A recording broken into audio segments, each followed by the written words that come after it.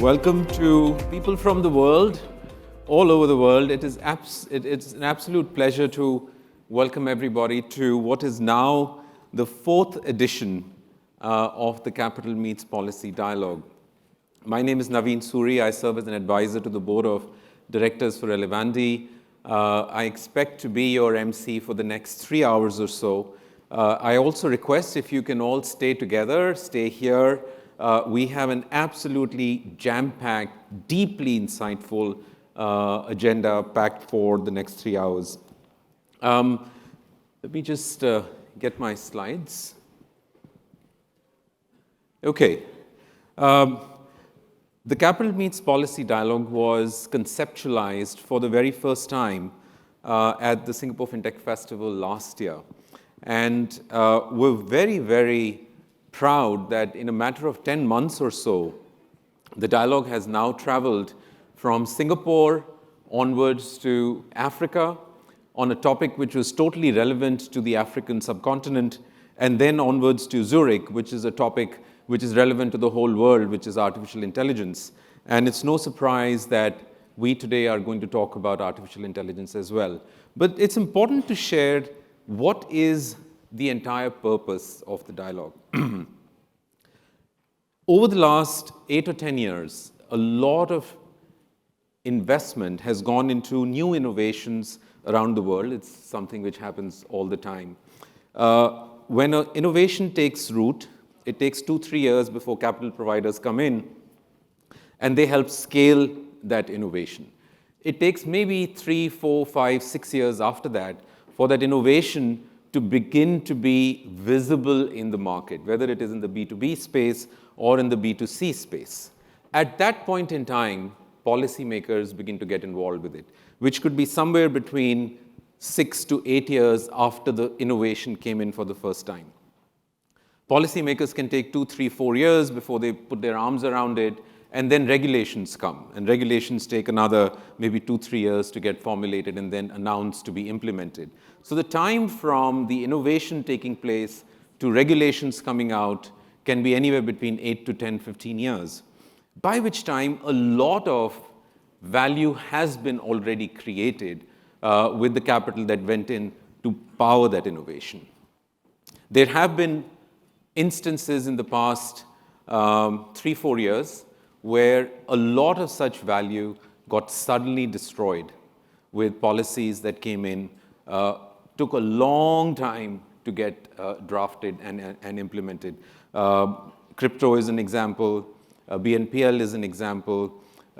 Is AI at the same place?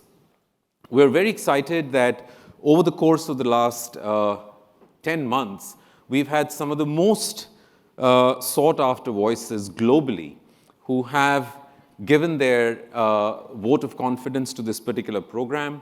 They've come and spoken at length about what needs to be done, whether they are capital providers or whether they are policymakers. We have another very, very exceptional panel of speakers today, so I can assure you it's going to be absolutely worth our time. The topic for the day today is artificial intelligence, and it's not something that is a surprise. We have, I'm going to walk you through a little bit on the background of what has happened in 2023 from a capital provider's perspective as well as from a policymaker's perspective. We will have 2 very, very senior leaders who will give us a keynote each. One will talk about the capital provider's perspective. The other will be on the policymaker's perspective. And then we will break into 2 panels. The first panel will bring capital providers and policymakers together. And this will be to make sure that they're able to communicate to each other their expectations, their risks, their hopes, their aspirations. We then bring in a panel with innovators, because if you don't have innovators, there's really no need for policymaking or for capital providers. So we will have a session which will talk about what we call the voice of innovators. And then we will have a close for this morning's session with a very senior leader who will help make sense of where AI is likely to be going into next year. Let's quickly start with where are we as we speak? What has happened in the last 10 to 12 months? Clearly, we know generative AI has captured everyone's attention. It is something which has proven to be the fastest new technology adopted in the world ever. And you can see, in fact, it's gone faster than cloud, faster than even smartphones. And it's no surprise that all the big tech companies, whether it is Google or Amazon or Microsoft, IBM, they're all coming out with, or actually they did come out in the first half of this year, with a lot of large language models, foundational models. They started to absolutely inundate the industry. It was almost like if they didn't do anything on it, they're going to be left behind. And Satya Nadella actually said it correctly. He said that a race starts today. This is when he updated Bing, and we all will remember back in February this year, saying it's now new and improved and the shiny new toy, which is really, really up the mark and better than ChatGPT. Google, Sundar Pichai, I think they were left behind. And I think the best statement maybe he could make was, you have to build it responsibly. Because they were not ready. And when they came out with Bard, I still don't think I like Bard, but that's just me. But he also made an important statement that it's very, very critical that we regulate this correctly. Now, the question that it begs is the genie out of the bottle for AI? Has it already gone? And we cannot bring it back. As humanity, we have seen that happen with social media, that policymakers took 10, 12 years to rein it in, by which time it had already done what we all now accuse social media to have done, which is they've taken away all our data, they're doing all sorts of things with us, for us, against us, and should we hence be very, very careful this time around?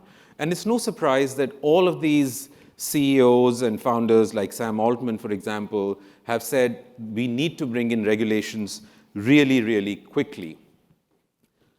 One very interesting statement made by nobody less than Yuval Harari, and I'm sure everyone knows about him. He said, I personally think he's a futurist, though he calls himself a historian. He said that there is an alien intelligence that has actually gone in and taken control. And he says, if I don't know whether I'm talking to a human, I'm engaging with an AI, it looks to be something very, very scary. Brookings, as an institute, as a think tank, added their voice to it. They said the challenge becomes, how do you protect the public?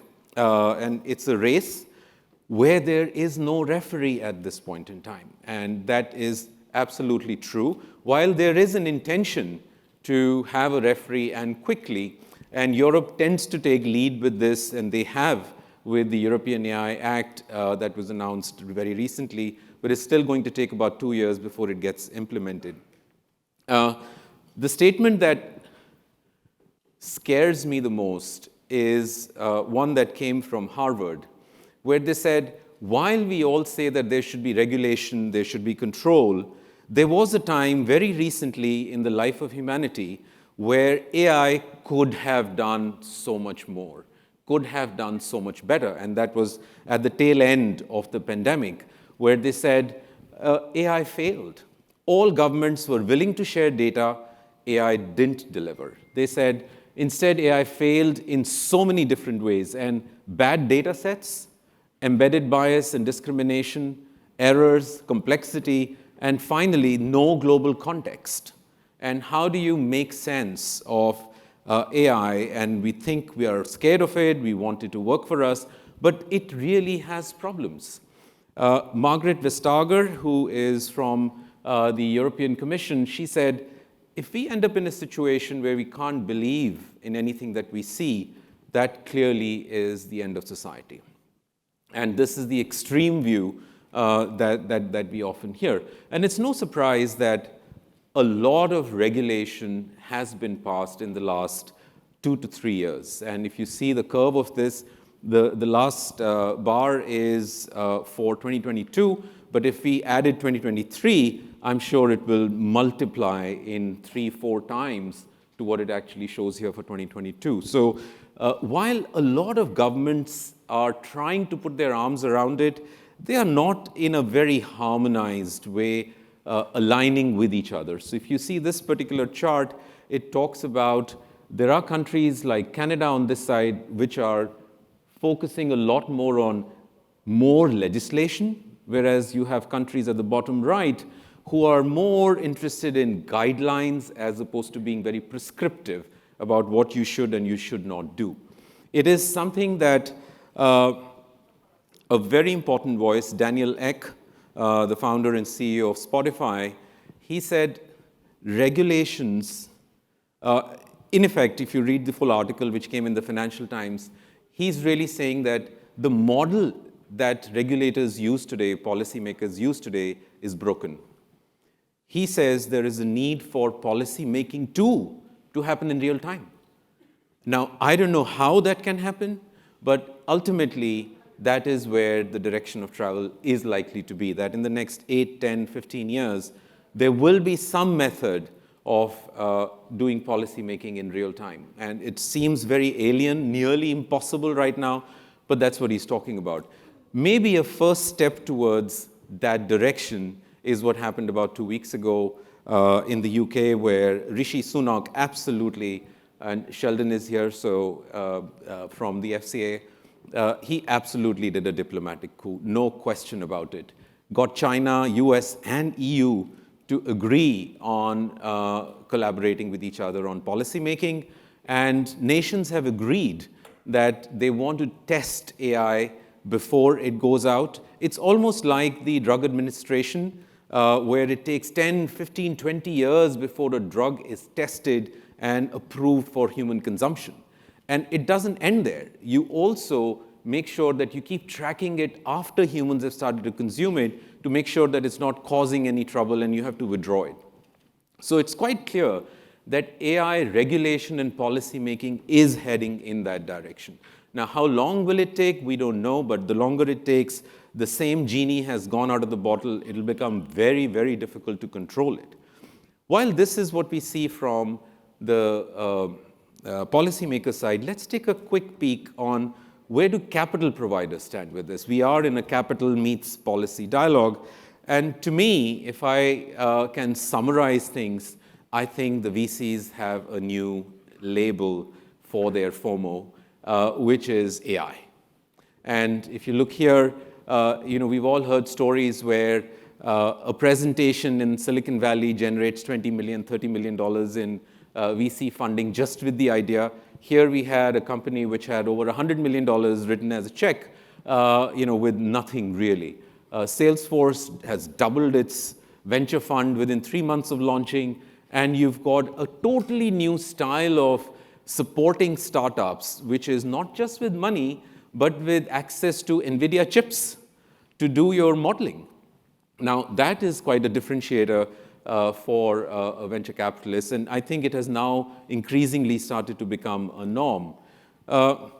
It also begs a question, so is money going in big or is it going in small? It's going quite big. If you see hundreds of millions of dollars going into these companies, there's a whole bunch of new unicorns being born. And mind you, this data is only of 1 quarter, which is Q2 of this year. It has not, for Q3, the data has not come out. And one of the biggest voices, which is Mark Andreessen, spoke about what he thinks his vision is for the world for AI. And he's saying, don't control anything. He's saying, let it go. And it'll find its own level. It'll find its own regulation. It'll find its own policy. And he says, if you look at number 4, there should be no regulatory barriers to open source whatsoever. He wants this to be absolutely free. And he says that if AI is what innovators or bad actors are using, then governments should also use the same. Now, but how do governments do that? While you have capital providers making this sort of a statement at one end, if you look at policymakers at the other end, they're absolutely to the other side. They're, in fact, wanting to stop things that are currently in play around the world for the last 8, 10, 15 years. So they're talking about a ban on emotion recognition AI. This already exists. Real-time biometrics, this already exists. Social scoring, this has existed since social media came in. So how is it, and this is the reason why we think that a dialogue like this is important, that some messages go out, that value that has been created by innovators, capital over the last 5, 7, 8, 10 years cannot just be destroyed overnight. It cannot. Either you come in very soon or then hold your peace. It's difficult for policymakers. Why? Because they don't have the expertise. They do not know enough about what they should regulate. And so if you look at that first point which came out of Brookings, they said they don't have domain expertise. So how do you expect them to come up with regulations? They may take time, by which time the genie's gone too far. They don't know what to regulate. But they're coming up with broad, in-principle statements which say, do no harm. Don't be a black box. They're saying, you should be able to trace back and tell me, where did it go wrong? You should have an ability to explain that to me and make that correction, and then monitor it from there onwards. They're also talking about maybe there is a need for an overall global digital or an AI agency which tries to put some sense into this whole thing. Elon Musk at Bletchley Park just 2 weeks ago made an important comment. He said that you've got to start with insight before you do oversight. And that insight is a challenge for policymakers everywhere in the world. Mustafa Suleyman, who's the great mind behind DeepMind, and he's written a book. I stole this paragraph from there. It's a book called The Coming Wave. And he really says that we do not have the ability to solve this problem, which is every time new technology comes in, we want to use it, but we don't know what harm it can be, but we want to use it. We have an overwhelming demand for new technology, whereas regulations and policymaking continues to suffer. So the question that we are trying to answer today over the next 3, 4 sessions is this, and I want to involve all of you as an audience, and give me a show of hands to those who think that we should slow down AI innovation. How many think we should slow down? The next question that I'm going to ask you is, how many think that we should accelerate policy making? So, accelerate policy making? Like nearly everybody. Slow down innovation? Like Suresh, you're alone. There's one more there. So here we go. It's a live example of we want the technology. We don't want to slow it down, but we want policymaking to come in. But there is no way for policymaking to come in so quickly because they don't understand it as yet. There's another angle to this. Could we do both? Could we slow down innovation and accelerate policymaking? And there's the last angle to this. Can we accelerate innovation and accelerate policymaking? I think Daniel Ek was really talking about this. And let innovation go at the pace it develops for itself, but policymakers have to find a way to accelerate their policymaking. And I don't know, I don't have the answer to that. With that little bit of a background, let's get started.